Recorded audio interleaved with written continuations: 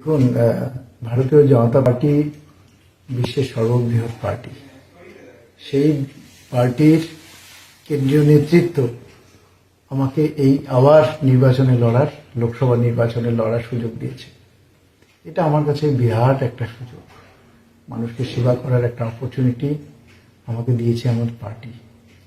এই জন্য আমি সকল স্তরের কার্যকর্তা, আমার জেলার সমস্ত কার্যকর্তা এবং আমার রাজ্যের নেতৃবৃন্দ এবং সর্বোপরি প্রধানমন্ত্রী নরেন্দ্র মোদীজি এবং জেপি নাড্ডাজি, আমাদের রাষ্ট্রীয় অধ্যক্ষ, তাদেরকে সবাইকে আমার আন্তরিক শ্রদ্ধা এবং ধন্যবাদ।